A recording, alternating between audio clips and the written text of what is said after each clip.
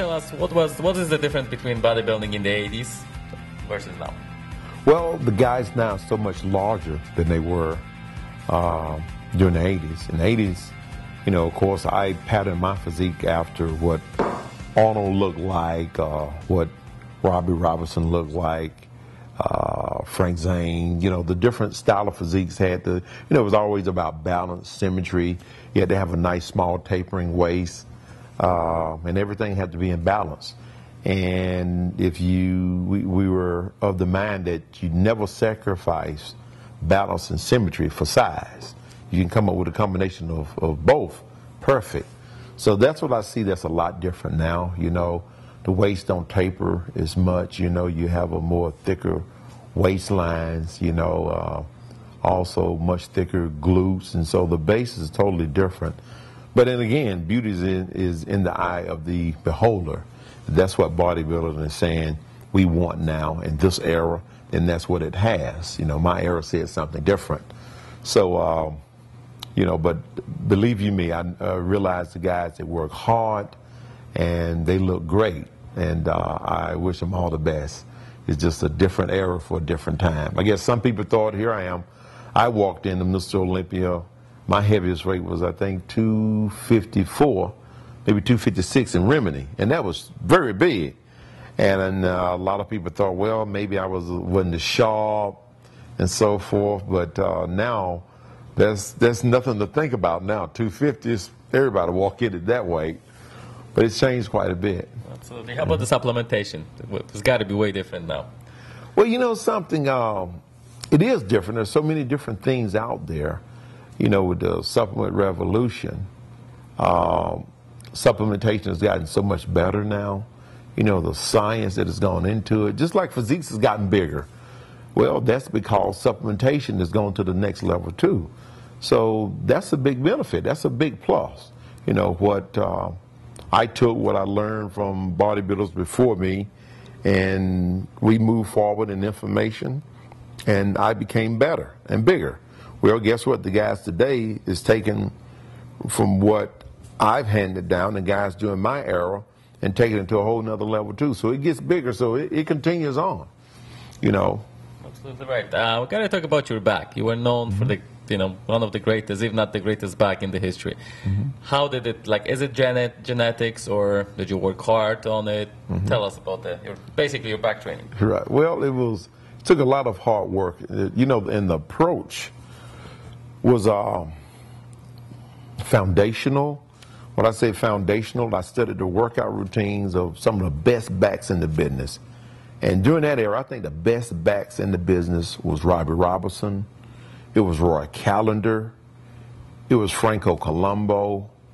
It was guys like that who had great backs. I think Arnold had a very good back, but I don't think it was a great back. Robbie and Roy Callender had slabs of beef hanging off their backs. And so I mimicked their routines. Number one was their barbell rows, a huge, huge foundational movement. I started doing those when I was 12 years old. Then, of course, you had the T-bar rows. Both are the two top mass building movements. Can't get better than those.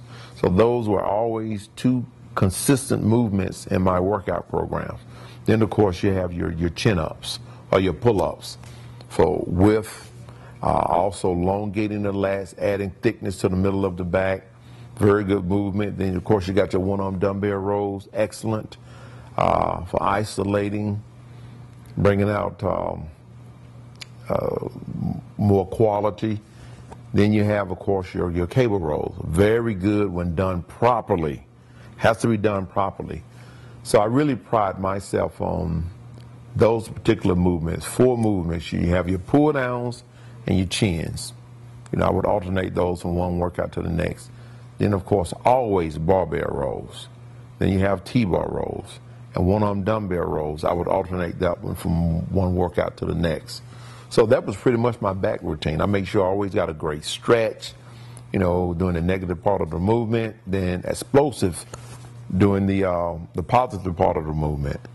So that alone, I think, had a huge impact on my back development. And then also some of the young athletes. I recall working with athletes that was 14 and 12 years old. Around 14 to 15, excuse me, 14 to 15. All of my young athletes had great lats, all of them. So I know this program wasn't by accident. It works. I've seen it work time and time again. Well, we gotta definitely take a note from that and do it. This is from the champ.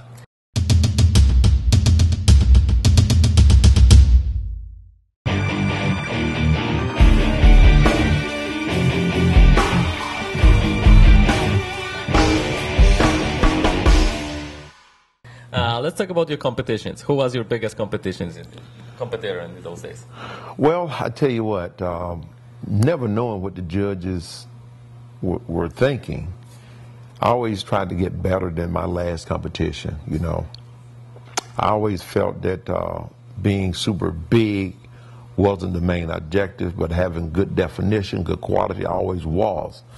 I've always felt if you can put the package of balance, symmetry, and great lines into your presentation, then you would win. Just think about a guy who's big at the same time have the definition of the lines like a Frank Zane. That's incredible. That's what I tried to duplicate. The size and of Robbie Robertson with the balance and the symmetry and definition of a Frank Zane, presentation of an Ed Corney, and of course with Arnold. Arnold was a power guy. So I loved the way he would just take up the whole stage when he posed. He also, Arnold projected so well too. He looked larger than what he actually was. So a lot of his poses, I loved the way Ed Corney would move, but I loved the power of Arnold's poses. So I used a great deal of those, you know, in putting together my routines and so forth. Made a huge difference. Okay. So who was the bodybuilder you were, I shouldn't say afraid of, but who were bodybuilders you were kind of like having in your radar? Well, getting back to your original question, you know, knowing that I was all of those things, Arnold, Frank Zane, Robbie Robinson, I didn't fear any bodybuilder, period.